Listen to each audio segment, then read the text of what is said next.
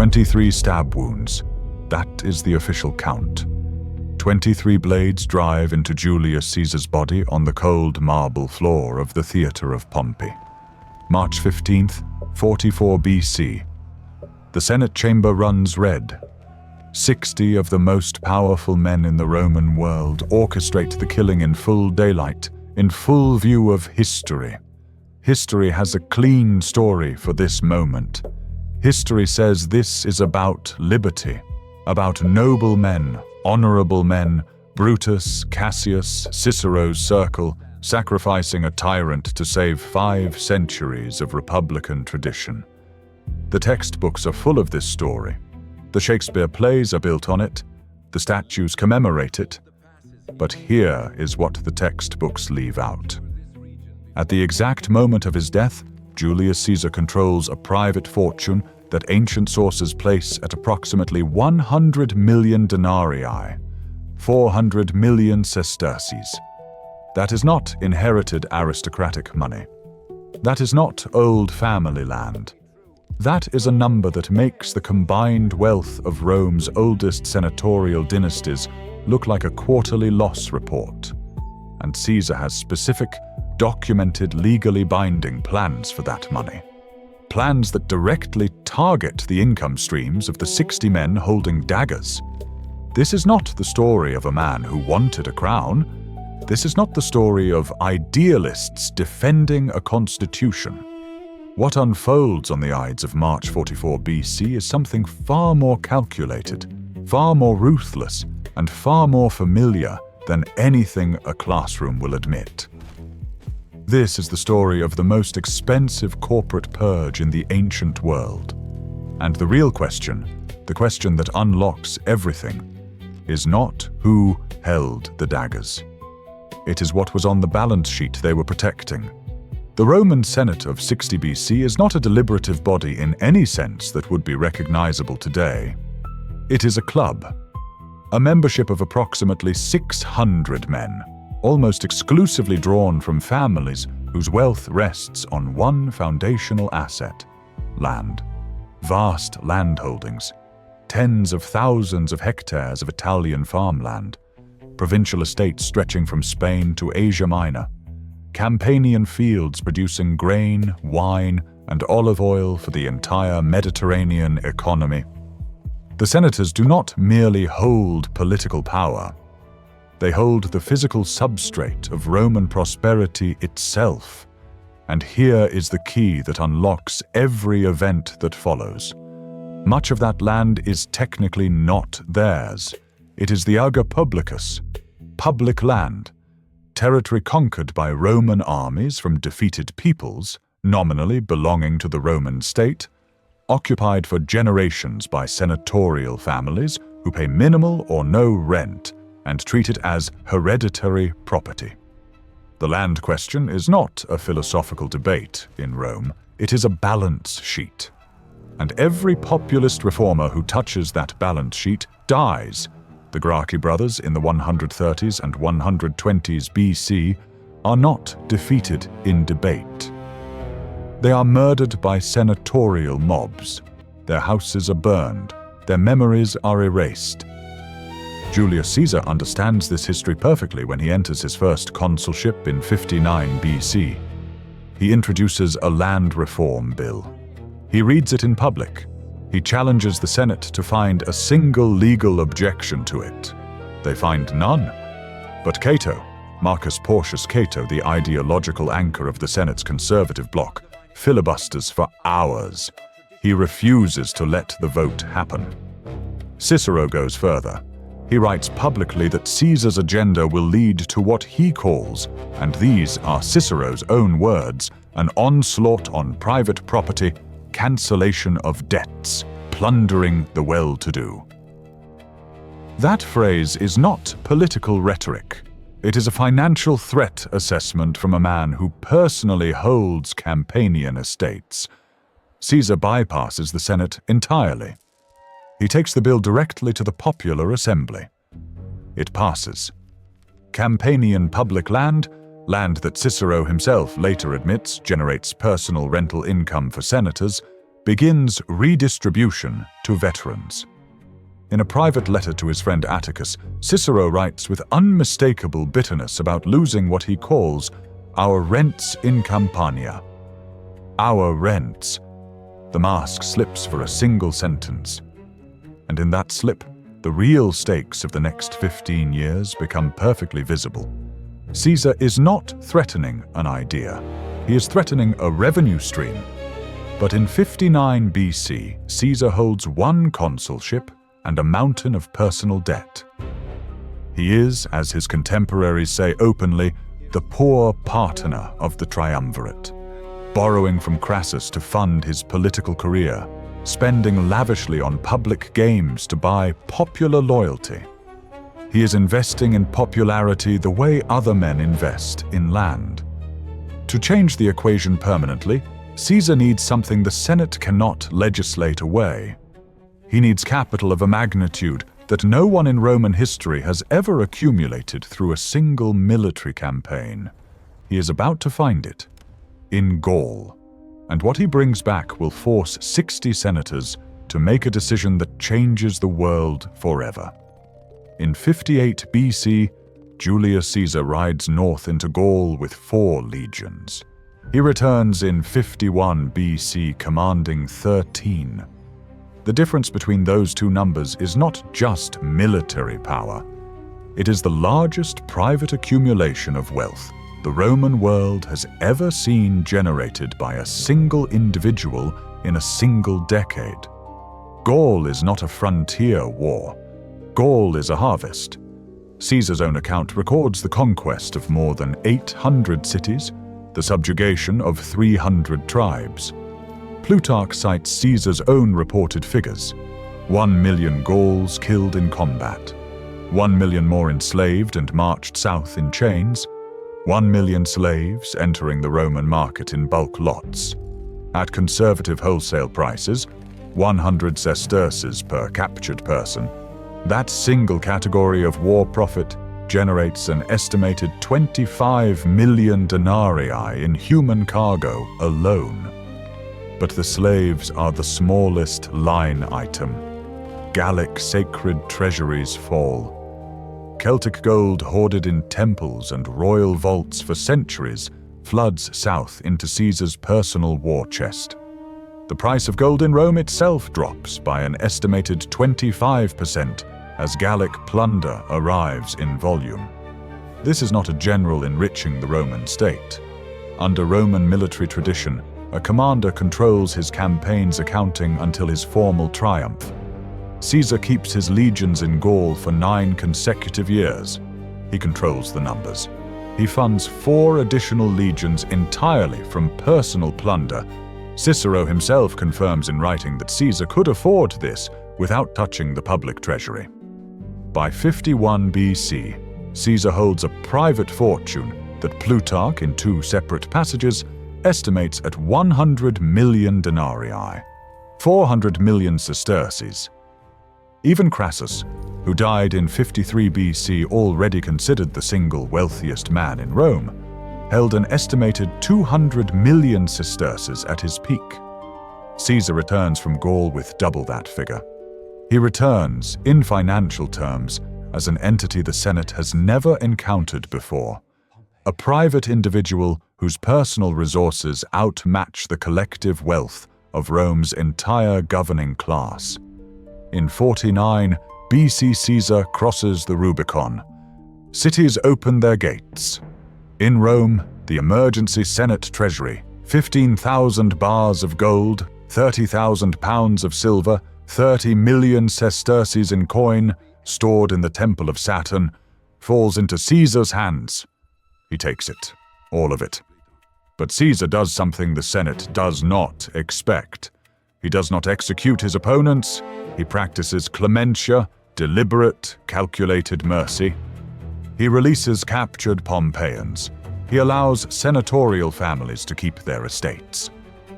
For now, because Caesar is building toward a program of reform so comprehensive, so financially precise in its targeting of senatorial wealth, that the men who survive his mercy will eventually calculate that mercy itself is the most dangerous thing he ever offered them. What exactly does Caesar plan to do with absolute political power and 400 million sesterces behind him? The answer is in his legislative record. And every line of it reads, "To the Senate, like a declaration of financial war." By 45 BC, Julius Caesar holds the title Dictator Perpetuo, dictator in perpetuity. The title matters less than the agenda attached to it. Caesar's reform program in 45 and 44 BC reads, to the senatorial class, like a systematic audit of their entire economic existence. The land redistribution resumes and expands. The ager publicus, the vast public land estates that aristocratic families have occupied for generations without legal title, comes under systematic reallocation. Caesar needs land for 80,000 Roman citizens from the urban poor. He needs land for veterans who followed him across Gaul and through civil war. He has the legal authority and the financial architecture to deliver both. The Campanian extension targets estates generating tens of thousands of sesterces annually for individual senators. This is not abstract agricultural policy. It is a line item being permanently erased from personal balance sheets. Simultaneously, Caesar orders a 1/3 write-down of tax farming arrears. The publicani, private tax collection firms backed by senatorial capital, take a direct financial hit. Caesar caps interest rates across Rome. He remits 1 full year of rent for tenants below a certain income threshold. Ancient sources record the cancellation of approximately 1/4 of all outstanding debt in the city. Cicero, in private correspondence, is barely coherent about it. He warns of the destruction of creditors' rights, of the collapse of property-backed lending, of the elimination of the financial structures that make elite Roman wealth function across generations. The Senate does not merely dislike these reforms, it calculates losses in real numbers. And then Caesar adds one more variable. He is planning a campaign against Parthia, the Eastern Empire that killed Crassus at Carrhae in 53 BC. Caesar assembles 16 legions and 10,000 cavalry. The legions are scheduled to depart on March 18th, 44 BC, 3 days after the Ides. If the Parthian campaign succeeds, and Caesar's military record gives no reason to doubt it, the result is another decade of Caesarian wealth accumulation. Another decade of a single private individual controlling financial resources that dwarf every other political actor in Rome. Another decade of land reforms funded by Eastern gold. Another decade of debt cancellations and rent controls eating into senatorial income streams year after year irreversibly. The Senate faces a simple arithmetic problem. Caesar alive, Dictator Perpetuo, with a Parthian campaign 3 days away. This is the permanent end of senatorial economic supremacy. The math leads to one place, and one place only. Caesar dead before March 18th. This is survivable. The conspiracy forms in this calculation, not in philosophical salons, in counting rooms. Consider the men holding the daggers. Gaius Cassius Longinus, the chief operational planner of the assassination, is deeply embedded in what ancient sources describe as the senatorial financial network, a web of commercial relationships controlling provincial tax contracts and Mediterranean trade monopolies. His personal position depends on the survival of the structures Caesar is dismantling. Marcus Junius Brutus, the face of Roman virtue in this story, the man Shakespeare will make its conscience, charges interest on loans to provincial cities at rates that historians calculate as effectively 48% annually. Quadruple the legal maximum. Brutus is not a philosopher with a dagger. Brutus is a creditor with a balance sheet that Caesar's debt reform turns to ash. 60 senators, 23 stab wounds, and beneath every speech about liberty and republic, a single ledger written in red. March 15th, 44 BC arrives on schedule. The body of Julius Caesar lies on the marble floor of the Theatre of Pompey. The 60 liberatores emerge with bloody hands, waving daggers, shouting, "Libertas!" The word bounces off the forum's stone walls and dies in silence. Rome does not cheer. The city goes quiet, then hostile, then within days, violent. Mark Antony reads Caesar's will in public. The document contains something the Senate did not model in its financial calculations. Caesar leaves 300 sesterces to every Roman citizen in the city. He donates his personal gardens on the Tiber as permanent public parkland, open, free, accessible to the masses forever. He names his great-nephew Octavian as primary heir to the bulk of an estate worth hundreds of millions. The Roman crowd understands immediately what the Senate hoped they would not. Caesar's money was coming to them. Caesar's land was being redistributed to them. The man the Senate executed as a tyrant was, in economic terms, the most expensive investment in popular welfare Rome had ever seen. The Senate's attempt to restore oligarchic equilibrium collapses within weeks. In the immediate financial aftermath, Roman credit markets convulse. The land redistribution programs Caesar began stall and reverse. Campanian estates return to their senatorial occupants. The debt cancellations face immediate legal challenges from creditor families. For approximately 6 weeks, the Senate believes it has won. Then the military variable arrives. Caesar's veteran legions are not philosophical about the assassination. They are practical. They want the land they were promised. They want the money Caesar's will designates for them. They want the continuation of the financial and political architecture that built their futures on Gallic gold. Mark Antony and Octavian race to secure the loyalty of those 13 veteran legions. They inherit not just Caesar's political networks, they inherit his entire financial infrastructure. The Gallic war chest, the provincial client systems, the land reform machinery. The Senate, by eliminating Caesar, does not protect its wealth. It triggers a succession war in which its own members are systematically destroyed. By 43 BC, 12 months after the Ides, the Second Triumvirate issues its prescription lists. 300 senators and 2,000 knights are marked for death. Their estates are confiscated. Their fortunes are liquidated to fund the very civil war their assassination of Caesar ignited. Cicero, who approved the conspiracy, who celebrated it in his Philippics, who warned for years about Caesar's threat to elite property, is hunted down on the road to his Campanian villa. His head is severed. His hands, the hands that wrote so many warnings about Caesar plundering the well-to-do, are nailed to the speaker's rostrum in the Roman Forum. The financial elite of the Roman Republic does not survive Julius Caesar's assassination. It dies because of it. The Senate killed Caesar to preserve its wealth. Its wealth was destroyed in the war that preservation created. But the deepest consequence, the one still operating 2,000 years later, takes longer to arrive. And it arrives in a form the 60 senators would have found even more terrifying than Caesar himself. Augustus Caesar, Octavian, Caesar's heir, consolidates power by 27 BC and rules for 44 years. He does not simply complete Caesar's land reforms. He completes Caesar's fundamental transformation of Roman power, from an oligarchic Senate controlling collective wealth into a single apex financial empire where one man controls everything. Augustus takes personal ownership of Egypt, not as a Roman province in the conventional administrative sense.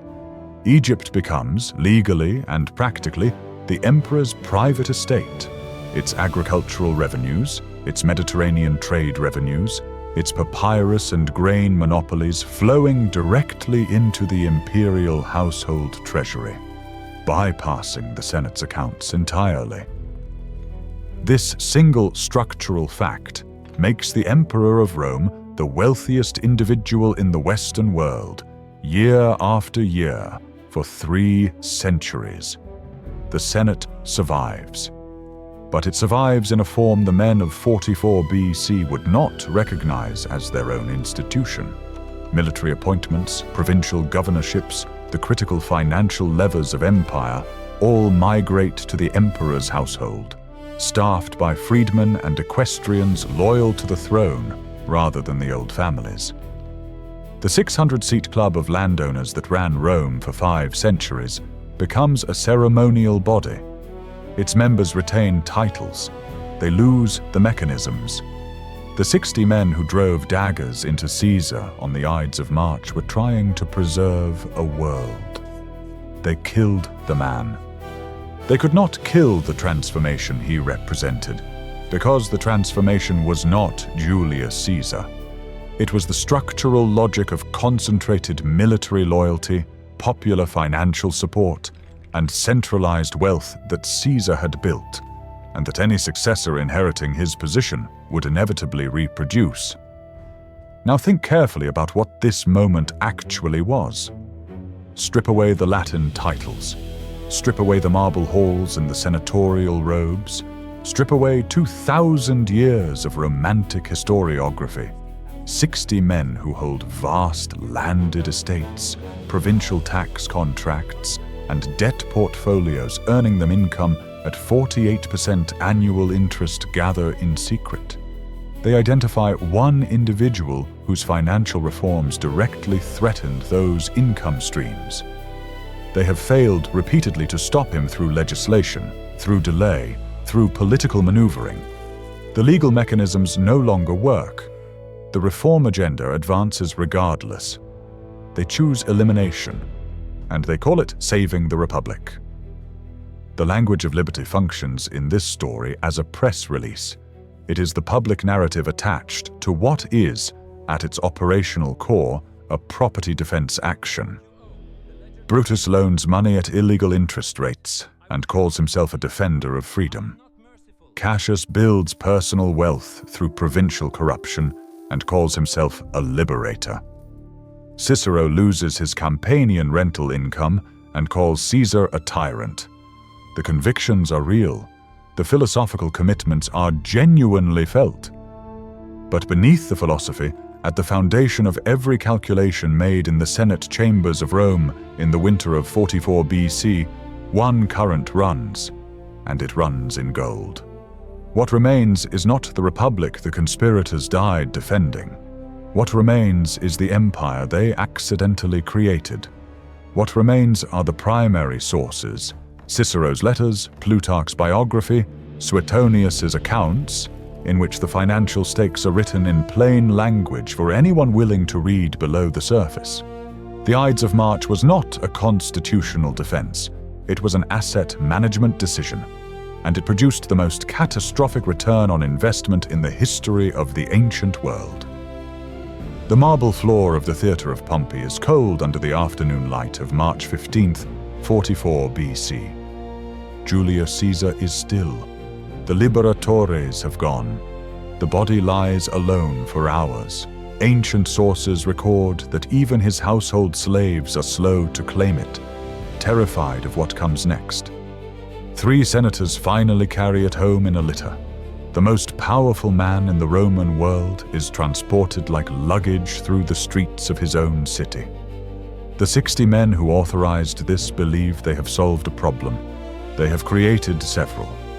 What the senators carry away from the Theatre of Pompey, beyond the blood and the rehearsed speeches, is a belief that has been repeated by powerful men in every era since. That eliminating a person eliminates an idea. That killing the reformer kills the reform. That removing the individual removes the structural pressure he embodied. History answers this belief with the same clarity, in the same language, every single time. Caesar's 400 million sesterces transfer to Octavian. His 13 veteran legions transfer their loyalty to his heirs. His 300 sesterces per citizen and his park land on the Tiber transfer to the public memory that makes his murder politically unforgivable. The land reform machinery, the debt cancellation precedents, the popular financial architecture Caesar spent 15 years building, none of it dies on the Ides of March. It evolves. It becomes the foundation of the Roman Empire.